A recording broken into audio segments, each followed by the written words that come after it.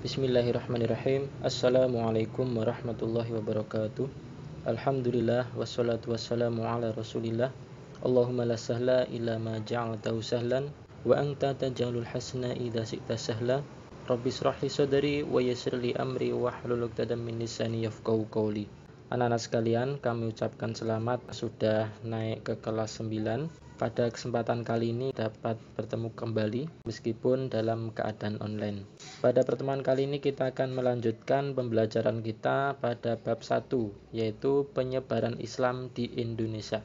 Kemudian yang akan kita pelajari bersama pada kesempatan kali ini adalah pada bagian A, kewajiban berdakwah dengan cara yang santun untuk setiap muslim.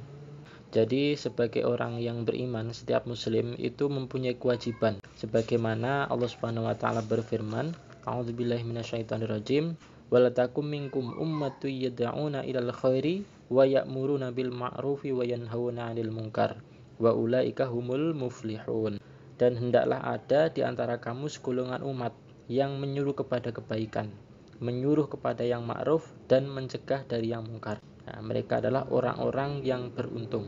Quran Surat Ali Imran ayat 104, menyampaikan kebenaran kepada umat manusia. Maka dari itu kita sebagai umat Islam wajib untuk menuntut ilmu. Maka ketika seorang menyampaikan sesuatu sudah paham ilmunya, maka dari itu kalian bersungguh-sungguhlah di dalam menuntut ilmu, karena nanti ilmu itu akan berguna minimal bagi kalian sendiri dan juga mudah-mudahan juga berguna bagi orang yang lain. Kenapa kok kita harus berdakwah? Sesungguhnya orang-orang yang berdakwah itulah orang-orang yang beruntung. Dikabarkan oleh Allah Subhanahu wa taala, wa ulaika humul muflihun. Merekalah orang-orang yang beruntung, yaitu siapa? Orang yang menyeru kepada kebaikan, menyuruh kepada yang ma'ruf dan mencegah dari yang mungkar. Dan ketika kita ingin menjadi umat yang terbaik, maka hendaknya kita mengajak kepada yang ma'ruf dan mencegah dari yang mungkar. Nah, siapa yang tidak ingin menjadi orang yang terbaik? Siapa orang yang terbaik itu? Yaitu Allah Subhanahu wa taala berfirman, kuntum khaira ummatin ukhrijat linnas ta'muruna bil ma'ruf wa tanhauna 'anil munkar wa tu'minuna billah.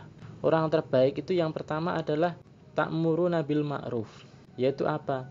Mengajak kepada yang ma'ruf, mengajak kepada yang baik, mengajak kepada Allah Subhanahu wa taala dan mencegah dari yang mungkar. Kemudian dia itu beriman kepada Allah Subhanahu wa taala. Iman itu adalah menjadi kunci ketika kita ingin menjadi orang yang terbaik. Orang yang terbaik tentu tidak sama dengan orang kebanyakan manusia. Yang namanya itu pasti tidak banyak. Tertinggi pasti tidak sama dengan yang lain. Terendah juga tidak sama dengan yang lain. Terbanyak, terkecil, itu juga tidak sama. Artinya paling. Berarti orang-orang yang mempunyai kedudukan terbaik itu adalah orang-orang istimewa. Siapa dia? Dikabarkan oleh Allah Subhanahu wa taala, yaitu siapa? Umat yang terbaik itu adalah yang menyeru kepada yang ma'ruf dan mencegah dari yang mungkar dan beriman kepada Allah Subhanahu wa taala. Kalau hanya menyeru kepada yang baik, mencegah dari yang mungkar, kemudian tidak beriman kepada Allah Subhanahu wa taala, maka amalan kita belum dicatat sebagai amal kebaikan. Kemudian yang selanjutnya adalah pengertian berdakwah. Jadi secara etimologi kata dakwah itu berasal dari bahasa Arab, yaitu da'a yad'u. Kemudian bentuk masdarnya yaitu dakwah, yang berarti seruan, ajakan atau panggilan. Maka secara terminologi dakwah lebih cenderung diartikan sebagai usaha yang dilakukan oleh seorang pendakwah agar kembali ke jalan yang benar. Adapun pengertian dakwah secara istilah yaitu adalah mengajak manusia kepada jalan Allah Subhanahu wa taala. Dakwah itu bisa dengan lisan, bisa dengan tulisan maupun dengan perbuatan, sebagai ikhtiar, sebagai usaha untuk menyampaikan kebenaran kepada masyarakat yang luas. Jadi yang namanya dakwah, ketika kita tidak bisa menyampaikan di depan umum, maka dakwah itu bisa kita sampaikan lewat tulisan, media sosial, dan lain sebagainya. Dan juga termasuk perbuatan, itu juga merupakan dakwah. Maka yang paling utama sesungguhnya dakwah itu dimulai dari diri sendiri. Diri sendiri kita melakukan hal-hal yang baik. Bagaimana kita bisa menyampaikan kebaikan kalau diri kita sendiri bukan orang baik? Maka dari itu, dari dakwah ini adalah dimulai dari diri sendiri. Kita memperbaiki diri, memperbaiki ibadah kita, memperbaiki sholat kita, kemudian menuntut ilmu dengan baik, mempelajari agama dengan baik, maka kemudian kewajiban dakwah itu dibebankan kepada kita. Karena dakwah itu adalah kewajiban oleh setiap muslim. Kita melaksanakan dengan amal perbuatan dicontoh oleh orang lain, maka kita juga bisa mendapatkan pahala dari ibadah orang lain yang telah melihat kita beribadah kepada Allah Subhanahu wa ta'ala. Kita juga bisa mengajak teman-teman kita untuk mengerjakan sholat. Kemudian yang selanjutnya adalah perintah untuk berdakwah. Di dakwah ini juga ada perintahnya dalam Islam. Maka kalau suatu pekerjaan itu diperintahkan oleh Allah Subhanahu wa ta'ala, maka itu akan menjadi pahala.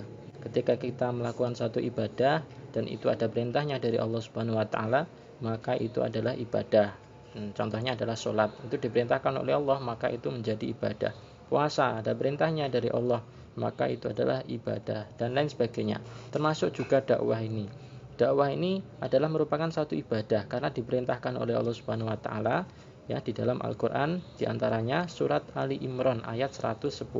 Kuntum khaira ummatin ukhrijat linnas ta'muruna bil ma'rufi wa tanhauna 'anil munkar wa tu'minuna billah.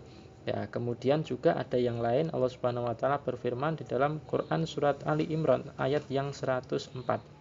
Wal takum minkum ummatu yad'una ilal khairi wa ya'muruna bil ma'rufi wa yanhauna 'anil munkar wa ulaika humul muflihun. Kemudian juga hadis Rasulullah sallallahu alaihi wasallam yang diriwayatkan oleh Muslim nomor 2674. Ya, yang bermakna barang siapa mengajak manusia kepada petunjuk, maka baginya pahala seperti pahala orang yang mengikutinya tanpa mengurangi pahala mereka sedikit pun.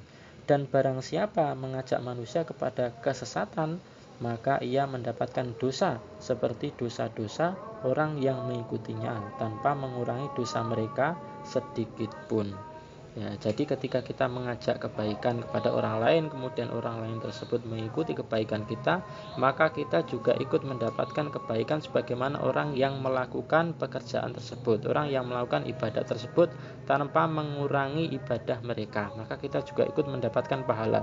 Termasuk juga ketika kita mengajak orang berbuat dosa, maka kita juga akan mendapatkan pahala dosa, ya, orang yang berbuat dosa tersebut, ya, sebagaimana ia melakukan perbuatan dosa. Demikian dulu pelajaran pada kesempatan kali ini. Insya Allah akan kita lanjutkan pada kesempatan yang akan datang. Mari kita akhiri dengan membaca hamdalah dan doa kafaratul majelis.